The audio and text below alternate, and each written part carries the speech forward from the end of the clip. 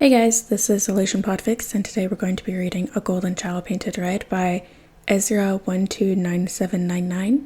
The summary is, Jason Todd is a member of society devoted to aiding the people of Gotham.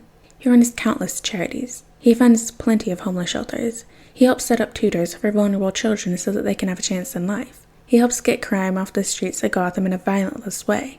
He's Bruce's golden child, the pride and joy of the Wayne family. He gave up being Robin to make an actual difference. He also happens to be Red Hood. But shush, no one knows that yet. Alright, and without further ado, let's hop right into Chapter 1.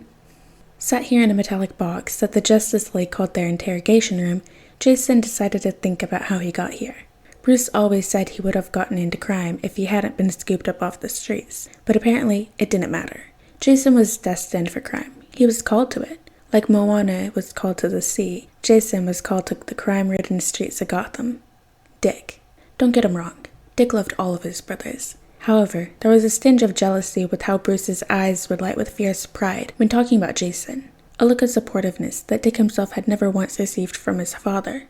Dick used to be the golden child, the boy wonder, Robin, Bruce's son. Then Jason had given up Robin, given up the title to focus on school, on helping Gotham better itself without violence. He had put down the mask and cape and taken up studying and charity, volunteering at homeless shelters on his weekends, joining the fundraising clubs at his school, and overall, just being Jason. Now, whenever someone was talking about Bruce's children, the conversation wouldn't be about how Dick had become a police officer to do good in Gotham. It would be about how Jason set up another charity organization to help vulnerable people who found themselves in a tight situation. Or it would be about how Jason had opened a program to tutor the kids at the public school, or about how amazing Jason was. And sure, what Jason was doing was amazing, but Dick does miss the spotlight sometimes. He misses the praise from Bruce, but most of all, he misses being able to fail without being compared. Dick is trying his best. He's always tried his best, but he's never been the best. Not since Jason stopped being Robin. That's another thing he found himself remembering. Jason is Robin. They would always patrol together when Bruce was busy doing whatever Bruce does, and even if they weren't patrolling together, they would at least run into each other every now and then. Tim is great. He deserves Robin, but he's not Jason. He doesn't have the same quick remarks that Jay had, or the same attitude to Batman's crap that Jay had. When Jason hung up the cape, Dick was lost. He didn't know where he belonged in the family. He didn't know what he was to Bruce, and he didn't know how to continue in life now that all he got was a disappointed glare from his father. Jason hanging up the cape was the worst thing to happen to Dick.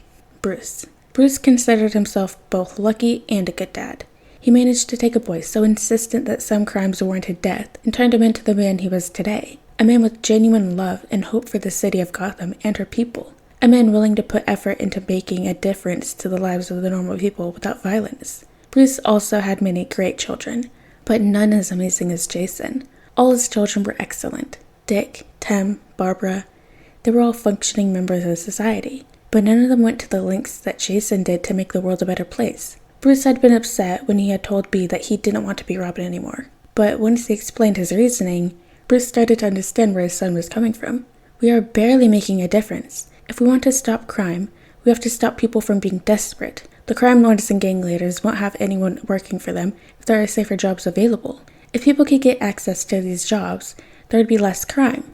If we stop making people reliant on crime to get a meal on the table and a roof over their heads, then there will be no need for it. That's what Jason had said. That's what had made Bruce understand his need to stop violence. And Jason had followed through. He'd gotten all A's in his finals, and then immediately started helping.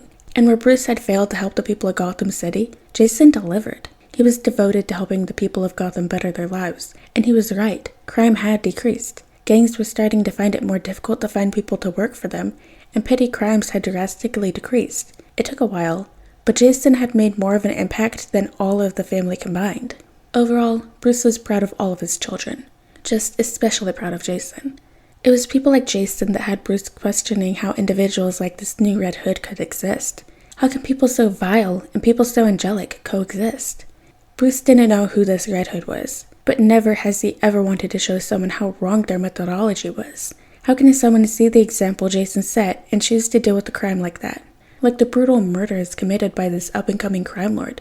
Like the deaths he causes while shrouded in the darkness of his sin. Like the decision this Red Hood had gotten to become the judge, jury, and executioner of Gotham.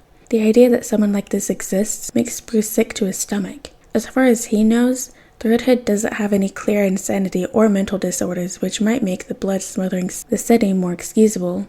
No, as far as any of them are concerned, the Red Hood is just an average man who decided that the only way to lessen crime was to control it, which has actually been very effective. But just because it's effective doesn't mean it's right. No one should just hold that much power over a city.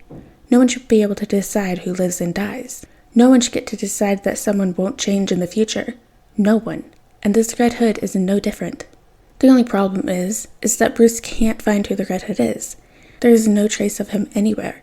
Any audio they may have of his voice, which is very little, has been put through 2 modulators, making it impossible to identify it. His build matches every man who's ever been to a gym, so that leads to nothing. And his face is covered. No one's ever seen it. They tried tracking the Red Hood one night, and they lost him after 2 minutes. They don't know his age, his face, his name, or even a rough location for an address. It's infuriating. It's even more infuriating that some people support this maniac. They say he gives protection to those living on Crime Alley, that he provides a sense of safety for the people living in the worst part of Gotham. He's also made it near impossible for the other gangs to hire people.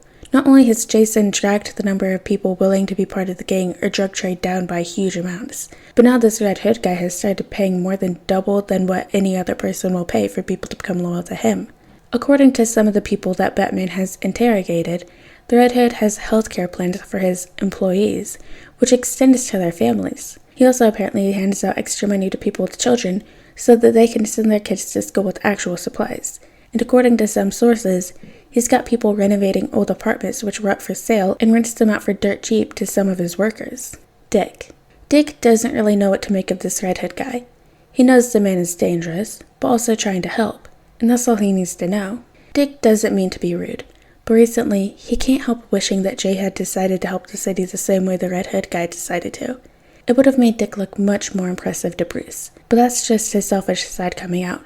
Obviously, he doesn't want Jason to be killing people left, right, and center. He can see where the guy is coming from. The Red Hood had helped the city, and much to Bruce's dismay, Crime Alley is actually one of the safer areas to be on a Gotham night. You have less chance of being mugged on one of Crime Alley's streets than any other street in Gotham, which doesn't make any of them feel good about. Clearly, this is another aspect of life that Dick is failing at. They think that Hood knows that he has improved an area of the city so drastically, because he starts expanding his territory, his men seeping out into areas surrounding Crime Alley, buildings sold to a random fake identity being slowly renovated. It's like Hood is testing how far he can go without aggravating the bats too much. Nightwing thinks he's crossed the line between being ignorable and being a problem. The police are after him, and if the police are after him, so are the bats. Alright guys, and that is the end of A Golden Child Painted Red by Ezra129799. Hope you guys liked it, and I'll see you next chapter.